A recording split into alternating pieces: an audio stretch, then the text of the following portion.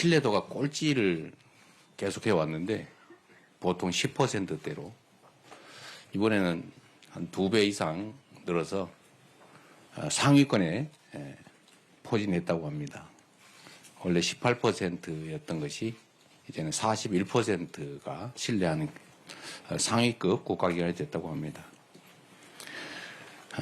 아마 이번 내란 사태를 거치면서 우리 국민들께서 국회의 역할을 다시 보고 또 의원 여러분들의 그 체포, 구금을 불사한 신속한 집결과 계엄 해제에 대해서 평가하신 것으로 생각합니다.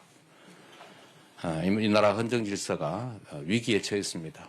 이 헌정 질서를 지켜내는 힘은 근본적으로 국민에게서 나오겠지만 현장에서 그 힘을 실현하는 것은 결국 우리 국회 그리고 그 안에서도 민주당과 야당일 뿐이다라는 점들을 확실히 기억해야 되겠습니다. 조금 전에 원내대표께서도 말씀하셨지만 국민의힘이 이제 확실히 방향을 정한 것 같습니다. 국민들과 함께 한번 싸워보자. 국민들을 향해서 전쟁을 치르겠다. 이런 태도로 보여집니다.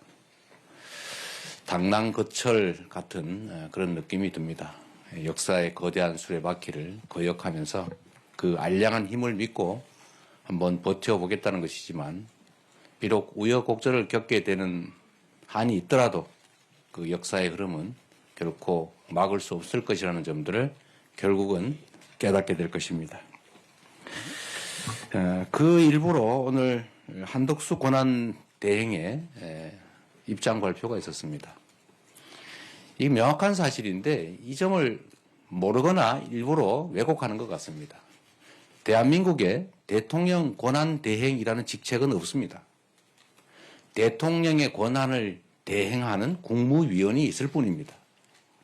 어느 표창장을 봐도 이렇게 써져 있습니다. 대통령 권한대행 국무총리 누구, 대통령 권한대행 외무부 장관 누구 이렇게 써져 있습니다. 그렇게 표기하게 돼 있어요.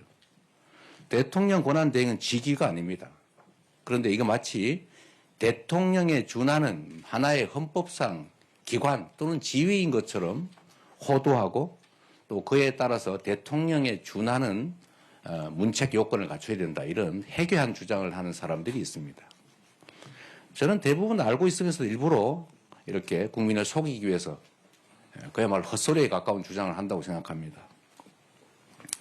각종 관련 규정을 한번 찾아보기를 바랍니다. 그러한 한덕수 대통령 권한 대행인 국무총리가 오늘 아침에 이런 입장을 발표했습니다. 특검법이든 헌법재판관 임명이든 국회가 다시 논의를 해라. 이게 말이 됩니까? 국회는 이미 결정을 했습니다. 특검법에 대해서 결정을 한 것입니다. 집단적 의사결정을 했습니다. 그런데 그중에 내부의 그 의사결정 과정에 일부가 다른 의견을 가진 게 있다 하더라도 국회의 의견은 그 집합적 의사결정으로 존중돼야 되는 것입니다. 그게 국회 아닙니까? 이 말은 결국은 국민의힘이 찬성하지 않는 어떤 것도 하지 않겠다. 국민의힘이 시키는 대로 국민의힘의 입장에 맞춰서 국정을 운영하겠다라고 선언한 것 아닙니까? 이것은 내란 행위에 대해서 또 외환 유치 행위라고 하는 이런 엄청난 반국가적 행위에 대해서 엄정한 수사와 책임을 묻는 그 절차를 하지 않겠다.